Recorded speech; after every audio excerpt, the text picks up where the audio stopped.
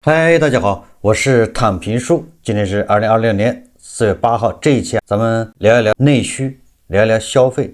今天我在網上看到2篇文章，一個是第一財經的，叫《中國消費市場全域回暖》，這個是4月7號發表的；一個是虎嗅，它也是4月7號發表的，叫《中國內需提振，需要新一輪社會編程》，談的都是內需，都是消費。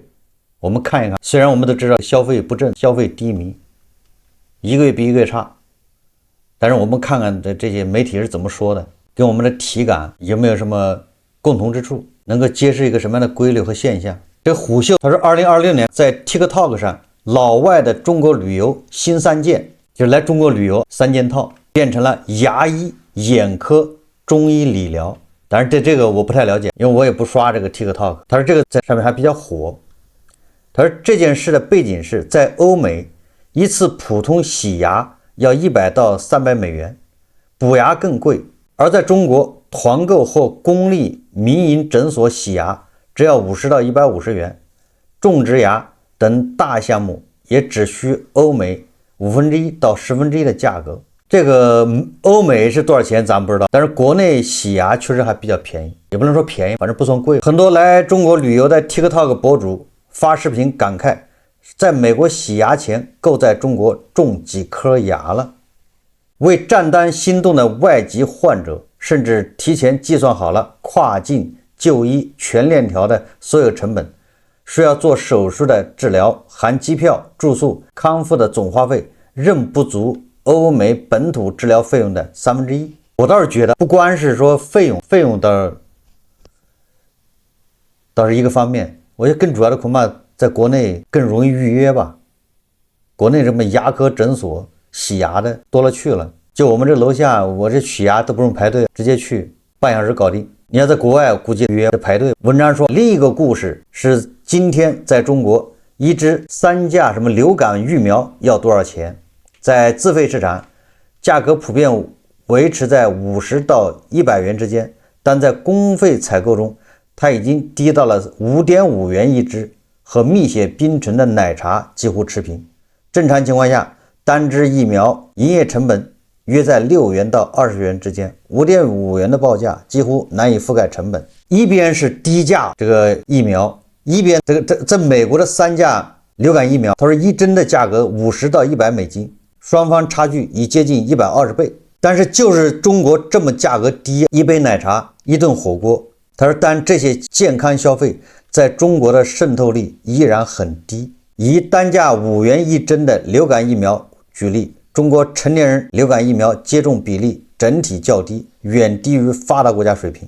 根據中國疾病預防控制中心2022年調查數據，以18到59歲成人接種率僅 0.52%，60歲以上老年人接種率為 4.69%， 全人群接種率通常維持在 2% 到 4%。 2020年至2021年流行季為 3.2%， 2021年至2022年流行季为 2.5%。 歐美的數據要高得多。他說美國成人就18歲以上的接種率通常在 45% 到 50% 左右，其中18歲到49歲人群較低。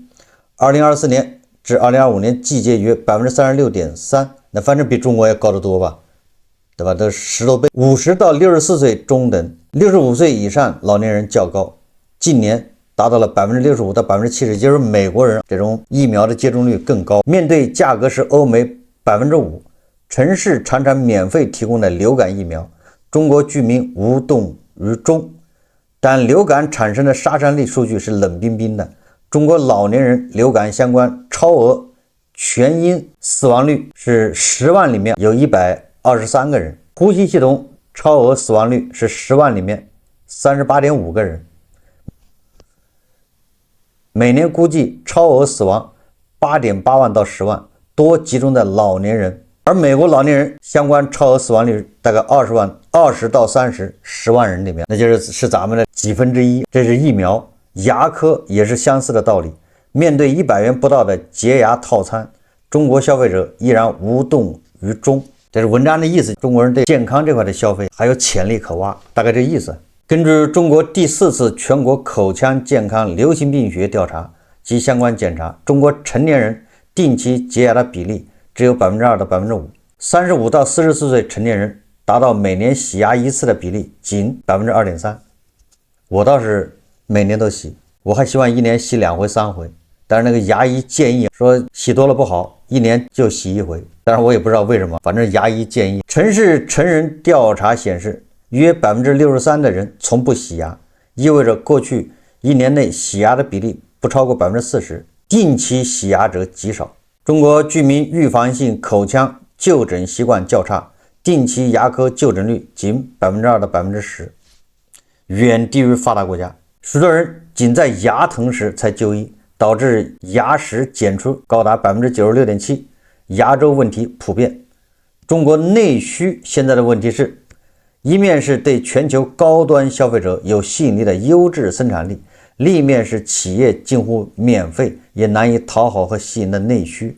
在一片發錢拉內需的喧囂中，我們的觀點是，中國內需所欠缺的不是更多的免費，而是一場大型思想改造。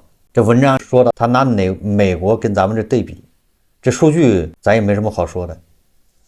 但是咱們跟美國對比，你要把收入也要帶上，你光比這些消費，你不比收入有什麼意思呢？我們有6億人可支配收入，對吧？一個月是1000以下，反正這數字這個意思啊，不是1000就2000，我記得不太清楚，好像是1000吧。這6億人你指望他洗牙是嗎？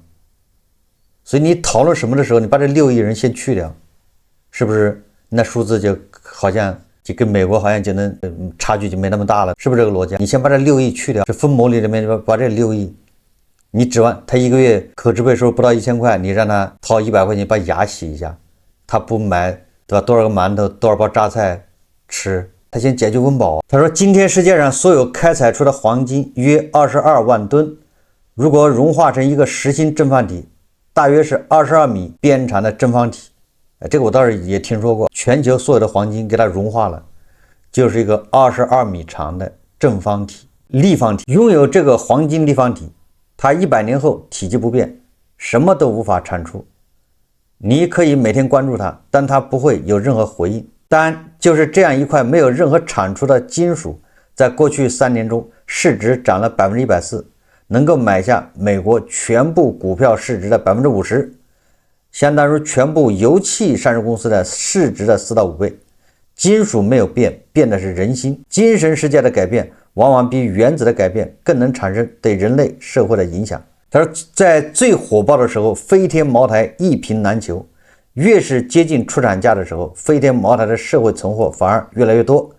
茅台酒帶給用戶是一種高端社交潤滑劑，而社交一直都是一個健康社會欣欣向榮的體現。這個文章說，10年前在地產火爆的時候，誕生了大批揮舞房本的房哥房姐，但當房價回到合理區間之後，買房反而在輿論中成了一種誰買誰傻的蠢行。人不可能反感社交，也更不是因為茅台所代表的社交正變得高不可攀，改變的只是人心。10年前，電動車被坊間戲謔為電動爹，冬天掉里程不敢開暖風，而僅僅10年之後，冬天的國產新能源已經是全球一線電動車毫無爭議的選擇。資產並無變化，變化的是人心。社會需要的是輕輕一推，來自互聯網社會編程大規模殺傷性武器。今天互聯網對於精神層面的改造更為明顯。中國可能是全球汽車家電測評內容最多的國家， B 站上很多大 V 對於汽車家電和數碼產品的銷量起了一定一錘定音的作用。小米異軍突起，如此不無關係。其中一個重要的賽道是健康，不限於保健品和醫療服務，甚至任何一款高端藥物或疫苗，在小紅書上都有測評和用戶體驗分享。消費意識的覺醒，而非消費力的巨大變化，是過去10年中很多消費爆款出現的重要原因。一個非常明顯的例子是默沙東的酒駕 HPV， 一針近2000元，但在小紅書健康博主的社會編程之下，中國小姐妹趨之若鶩，甚至風塵仆仆前往香港一次又一次的接種。但同樣是1000元以上的價格，对老年人感染率和痛苦极大的带状疱疹，中国老年人的带状疱疹疫苗接種率就不超過 0.1%。要身上长那种红疹，带状疱疹就像那个俗话叫什麼盤龍，那還挺不好治的，是一種免疫系統出了問題。甚至部分老年人擁有全額醫保和足夠儲蓄，也沒有任何緊迫性去接種。它不僅僅是前文的流感疫苗和牙科，即使是防止臥床住院、極大節約成本的老年肺炎疫苗，中國接種比例也十分之低。如前文中的中國潔牙和疫苗極低的成本結合起來看，我們很輕鬆的可以得出結論，這不是關於購買力，而是關於意識。疫苗節約了每個人的醫療資源，潔牙減少了心血管疾病發作風險，而減肥藥同樣降低每一個人的生命損失天數，只是社會還沒有意識到這些問題。資源總會消耗，如果好的敘事沒有佔據主導，壞的敘事就會主導這種資源消耗過程。經過10年的社會編程，中國社會已經完全接受了電動車作為出行交通的基礎設定，而一度橫行的 BBA 則在中國失去了往日的光輝。對抗全球變暖的社會敘事運動改變了太多東西，如果不是這場長達20年的全球變暖對抗敘事，我們今天見到的很多超巨公司都不太可能存在。特斯拉、寧德時代、比亞迪，甚至 SpaceX 太空光伏。從這個角度說，提振消費，免費還不夠好，因為僅僅低價和免費並不能改變人的精神狀態。很多領域需要一場大型的思想改造，而不是發錢，因為前者更有效。基本上是邏輯出了問題。我覺得他舉的例子新能源汽車滲透率和疫苗和洗牙這些沒有什麼必然聯繫。他認為這個人的消費，第一是因為思想沒有改造，如果你思想上的重視，那消費就上去了。這個多多少少有點叫何不食肉糜的意思，以偏概全。小紅書上有很多什麼默沙東什麼9價疫苗2000塊，好多人跑去打，確實是的，我也遇到好多人跑到香港去打，但那都是少數，都是一種怎麼說呢，是一種焦慮，製造焦慮。有很多年輕的女性跑去打，這也沒什麼，你有錢也可以打。但是類似疫苗很多，就是說你默沙東是管什麼的？完了你管肺炎的，還管這個管那個的，你30種疫苗，一種疫苗都是上萬塊，你就打疫苗就打30萬，你這消費你能承擔得起嗎？如果你都很重要，哪個不重要？這無非就是制造一種恐慌情緒，讓你沒辦法，只好攢錢去打。你這種消費有什麼意義？這個文章最後說，他說精神改造不能再拖延下去。說一言以蔽之，中國需要能與先進生產力匹配的生活方式建設。脫離了生產關係的現代化，生產力的現代化仍然會舉步維艱。今天中國內需越降價越無銷路的怪圈永遠難以走出。以煤採用為例，在道光年間，也就是第一次鴉片戰爭期間，中國年煤炭產量500萬噸，是英國當時的1/10。要知道，中國煤炭開採成本極低，而且也早在北宋時期就已經投入使用利用。但在這種科技變革前夜，核心能源的低採用率狀態，在山西主政的巡撫們眼中顯得十分正常。這種黑色石塊除了取暖又能有什麼價值？後面的故事我們已經知道了，過去30年一代人進入城市，迎接的是全新現代化的生活方式，國產藍莓，進口的安格斯牛肉，可負擔高質量的醫療體系，低成本高質量的教育體系，更清潔的空氣。但從前文例子中，我們不難發現，人們的思想還沒有完全跟上時代巨變而產生的種種矛盾。從救治到預防的公共衛生體系轉變，中國社會對於健康投資關注度還沒有轉換過來，疫苗、減肥藥、健康飲食觀念還停留在上一個30年。大模型的全面普及與健康服務的低利用率 ，AI 健康顧問這問答服務日活躍用戶僅200萬加，用藥助手累計服務2000萬次，相对于5億生成式 AI 用戶比例極低。就什麼意思？也就是他認為中國人在這塊消費是有很大的潛力可挖。你不能不承認，確實是這樣子的。就相當於我們人均花在健康上面的投入，肯定比美國、比西方要差得多，這個沒毛病。那如果你這一塊要跟美西方拉齊，你這塊的消費就能是吧？有多大的一個市場？算法這個理論上也對，但問題是什麼？問題你收入你怎麼不跟西方比一下？西方時薪最低是多少？咱們這時薪有8個小時，8塊錢1小時的，你一天幹8個小時得70塊錢。你拿這個時薪，你要這個讓他們消費達到歐美的水平，這不是強人所難嗎？完了之後你要靠恐嚇是嗎？你不打你就要死，你不打你就活的時間短，制造焦慮，讓他們那你只能指望他們貸款去消費，貸款也還不了，他貸款去打這個天價疫苗，去鑲牙、種植牙。他怎麼還？所以這個給人感覺叫何不食肉糜。他說今天在大洋彼岸，一些深層次的變化正在發生，傳統膳食金字塔被系統性顛覆，高睾酮文化重新定義男士氣質，生育激勵從福利發放轉向賬戶紅利，人工智能開始將昂貴醫療服務平民化，社會重新鼓勵風險承擔，核能、太空競賽技術被再度重視。這些變化往往隱沒入主流政治喧囂之下，但他們所驅動的消費方式如生活方式變革，正靜水流深地重塑一國的地緣競爭力。對中國而言，內需的思想改造從來不只是經濟議題，它關乎社會福祉，關乎公共資源效率，更關乎一個超大規模文明體如何在技術巨變時代完成精神自新。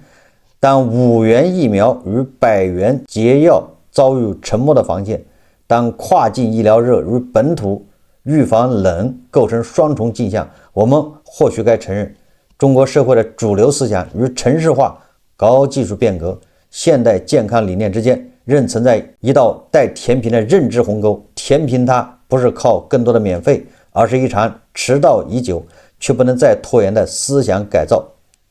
他把思想改造叫社會編程。這個文章我覺得他的願景是好的，因為我們每個人的消費水平達到美西方那個水平，那消費就起來了。我們對健康的重視，這個還有很大潛力可挖，有空間，沒毛病啊。但問題是你離開了收入，你談這些有什麼意義呢？我消費上不封頂，我還希望買一艘遊艇。你關鍵那你得讓我有這麼多錢，我願意消費。你美國人富豪不是有遊艇嗎？咱們為什麼不能有遊艇呢？還有私人飛機。我也想，那你得先讓我有錢。你讓農民洗牙，農民其實也願意洗的。如果他的收入，農民年收入如果是20萬，那你动員他洗牙沒毛病。難道農民就不會享受生活是嗎？如果農民年收入都是30萬以上的，那你說他不想買辆小米開一開嗎？那也很拉風，對不对？他不是沒錢嗎？怎麼還教人消費呢？我們不消費，難道是因為意識跟不上嗎？是不想要身體健康是嗎？不想過腐朽沒落的資本主義社會生活方式嗎？對吧？我記得應該是哪個老師說的，上我政治課啊，老師說這樣腐朽沒落的資本主義生活方式，誰不想去試一下呢？你當人真傻是嗎？為什麼不試？那還不是沒錢嗎？農民也想去打疫苗保命，對吧？農民也想在 ICU 病房躺着，什麼各種進口药用，沒毛病啊。他不想嗎？他只是没那待遇，他沒錢。文章說什麼5塊錢的疫苗，這個農民不打，或者中國的接種率低，你不能這麼片面。這個疫苗5塊，那個疫苗5塊，那你是上百種疫苗，哪個打哪個不打？疫苗的接種率，中国是美國的1/5，但是如果你把6億这个月收入不到1000的人，你给他去掉，那我們這一下數據拉近多了，就變成不到1/2。如果你把月收入不到3000的給砍掉，那基本上咱們跟美國持平了。如果我們只算人均可支配收入1萬以上的人，那咱們疫苗接種率，對吧？那這方方面面跟美國差距就不大了。因為你人均可支配收入1萬以上的一個月，那你在中國到不了5000萬嘛？中國這5000萬人，這些人的生活水平，我覺得差不多超過美國平均水平了吧？這個不誇張。那還有13億的人怎麼辦？所以說他這個文章講的，我們的空間還是有的。如果14億人都過上美西方那种生活，那你消費潛力那是巨大。這個只能說明我們的潛力大，但是要達到這一步，那不是一蹴而就，你很多地方都要動刀，都要去改革。作者認為靠社會編程，靠思想改造，這個完全是南轅北轍。你要靠他兜裡有錢，我相信每個人只要兜裡有錢，他一定會造。你只要兜裡有錢，你對未来預期要好，中國人也願意花錢。10幾年前，那中國人出國，你看看全球那個大的商场，一看到中國游客，那都是笑逐颜開。我去美國，我去伊斯坦布爾，去泰国，那只要看到中国游客，那些商场那是非常開心的，絕對不是裝的。因為中國人去，那簡直就是掃貨啊！就像現在很多媒體描述的這個外國人到中國來一樣，都是空手來。回去的時候帶幾大箱子回去，是這樣的。那時候好像中國人到美國去玩，那叫什麼奧萊是吧？有很多美国商場上面人家打的就是漢字啊，叫跳樓大甩賣，這含淚甩賣，還有揮淚甩賣，那不都是甩給中國人看的嗎？寫的是漢字啊，也是的。去美國的時候就拿一個小包，回来的時候一個人2大箱子，裡面塞滿了東西。回國拆開標籤一看 ，Made in China。都是中國生產的，經歷過。你口袋有錢，對未來預期好，中國人也會花錢。畢竟茅台賣了我將近4000一瓶嘛，但現在為什麼只賣1000多了？沒錢了唄，不喝了唄。所以說到消費，本質上跟收入、跟預期有極大的關係，跟思想沒什麼關係。這個文章說，新能源汽車為例，新能源汽車首先它是叫衣食住行，它接近於剛需。是種剛需，買車和打疫苗這是2件事。在這個剛需的情況下，政府在補貼，对不對？很多地方你的油車沒車牌，你買新能源汽車車牌容易，被逼買新能源汽車。完了之後，新能源汽車在政府還補貼的，你買油車沒補貼。這麼一折騰下來，新能源汽車滲透率達到了60%。你不能跟疫苗這東西，因為疫苗這種是新需求，是一種可有可無的需求。我現在對打這個疫苗不感興趣，比如说默沙東之類的2000，你政府補貼說現在你打這個2000塊錢，政府補貼800，那也沒人打，因為他認為這個需求是額外的。你就是補800，我還掏1200，我為什麼要掏1200打這個東西啊？在我現有的收入條件下，我每天就是2個饅頭1包榨菜，我還去打這玩意嗎？第一財經說中國消費市場全域回暖，他說現在回暖了，就像那個樓市小陽春一樣。他說今年清明假期全國消費市場又迎來一波春日熱潮。文旅部4月7日數據顯示，清明節假期3天全國國內出遊 1.3 億人次，同比增長 6.8%， 實現國內出遊總花費 613.67 億元，同比增長 6.6%。 你看說人次增長了 6.8%， 總的花費增長 6.6%， 看上去還挺好的，又是增長，確實是的，人次出遊總花費雙增長。但是你要仔細一看，人增長的更快，是 6.8%， 而這個花費增長的慢，只有 6.6%， 那不是說明人均花費又下降了嗎？我記得去年國慶節、中秋節，人均花費一天是114，你說你出遊人均花費一天114啊，那你幹啥去了？那不就是勒緊褲腰帶是吧？窮遊嗎？現在你看人均花費那更降了，比去年還要低。為什麼？說明旅遊是個剛需，大家雖然不賺錢，但是願意出去逛一逛，散散心，正好趁着什麼高速免費，附近轉一轉，但是依然秉持不亂花錢，勒緊褲腰帶，不就反映這麼個事嗎？假日經濟的火熱得益於今年全國多地中小學春假與清明假期連休安排，這催生了以親子遊、家庭遊為主的出行熱潮。這就是周邊開個車300-400公里之內，找個什麼周邊城市、小城市景點去玩一玩。總體上還是勒緊褲腰帶。國新經濟研究院副院長朱克利對第一財經表示，今年春日消費市場呈現出全域回暖、場景融合、供需兩旺的鮮明特點。透過假期消費濃濃春意，可以看到消費鏈條在拉長，消費結構在優化的長期趨勢，假日經濟對整體消費拉動作用更加扎實，更具持續性。攜程研究院进一步表示，此次春假試點相當於新增了一個小黃金周，不僅為國內出遊消費貢獻了可觀增量，更有望帶動相關產業增加值增長超過2500億元，直接促進就業，持續為擴大內需注入新動能。這個看着讓人心疼，也就是家長帶着孩子出去玩，因為要放春假，正好给清明節。問題是人均花費又少了，也大家就是省錢，勒緊褲腰帶去玩。商務部商務大数据顯示，清明假期全國重點零售和餐飲企業日均銷售額同比增長 2.4%。商務部重點監測78個步行街客流量，營業額同比分別增長 6%、6.7%。你想，它出行的人增長了 6.8%， 餐飲業日均銷售額增長 2.4%， 那什麼意思啊？那就不是更多的人不吃了唄？按理來說，你人增長了 6.8%， 那你这個餐飲業日均增長也是 6.8% 才对，最起碼 6.8%， 你最好漲 7%、8%， 說明每個人不僅吃了，還吃多了，消費更多了。但是很遺憾，這個銷售額增長只有 2.4%， 那就說明很多人不吃，或者是吃的更少。這個步行街營業額客流量只有 6% 增長，那就說明還有很多人不去步行街唄。其中商品消費方面，截至4月5日，2026年汽車以舊換新共計收到補貼 152.6 萬份，帶動新車銷售額2468億元，家電以舊換新、數碼和智能購新產品銷售6285萬台，帶動銷售額2160億元。